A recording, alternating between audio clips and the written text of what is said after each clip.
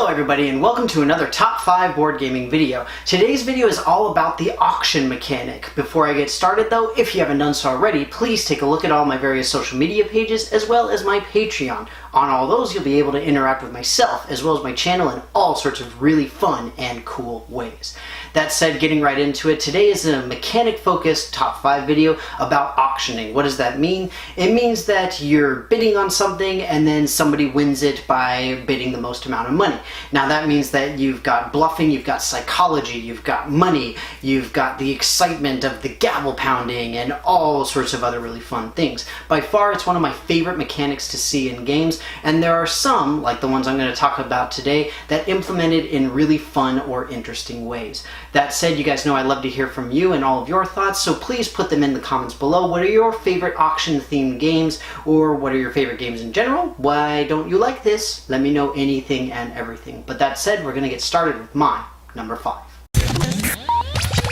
At number 5, I've got Power Grid. Now the reason this is so low on the list is because the auction mechanic is a relatively small piece of a much larger economy that this game produces. That said, the auction itself is you are buying power plants which you will then use to power up homes. So that the idea is throughout the game you'll be getting better, more efficient power plants that use different types of resources so that you can be better at whatever it is that you're doing.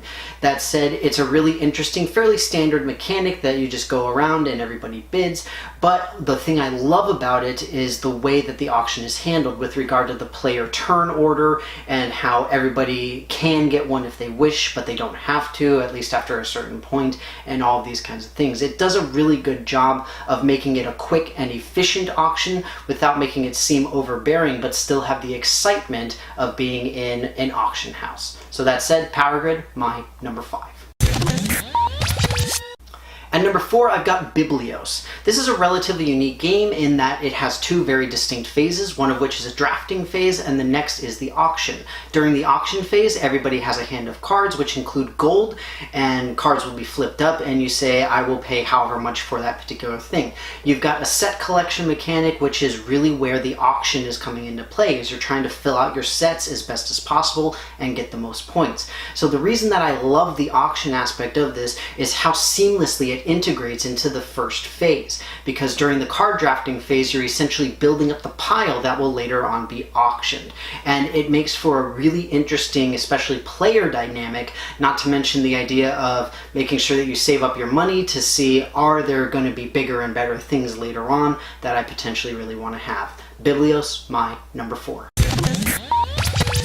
At number 3, I've got Going, Going, Gone. This one approaches the auction in a relatively unique way because it's all real time. You have individual cups that correspond to specific cards that you're bidding for, and everybody is putting the chips in simultaneously until the auctioneer says, we're done. And so, are you paying attention to other people? Are you only paying attention to you? Are you trying to get your set collection done? Are you trying to find the things that are potentially the most valuable later on? There's a lot of different ways to approach it. It's a great, fun little game. It's very fast to play, very easy to learn. Going, Going, Gone, my number 3. At number 2, I've got For Sale. This is probably a quintessential game when people think of auction and or real estate mechanics, where essentially everybody is bidding on real estate. You're trying to buy the best properties for the lowest price through bluffing or truth-telling or however you want to do it. But again, it's a very concisely well done mechanic. It's very well designed. It's very efficient, small game, really nice little card game that plays very quickly, is exceedingly fast to learn, and it's great because you can use a multitude of strategies in order to get the properties that you want and subsequently sell them in order to make the most money. For Sale, my number 2.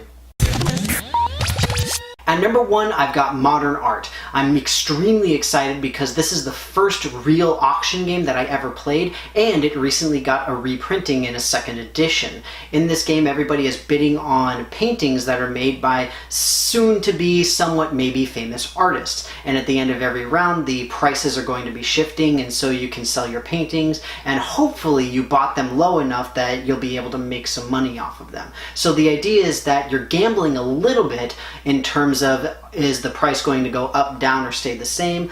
But that's really the fun of it. And in this case, similarly to Going, Going, Gone, you really play in real time, or you can play in real time, where everybody says, yes, I bid that, yes, I bid that. And I remember when I played, we even had a gavel to make it feel like a real auction house. By far, Modern Art is my #1 favorite auction game.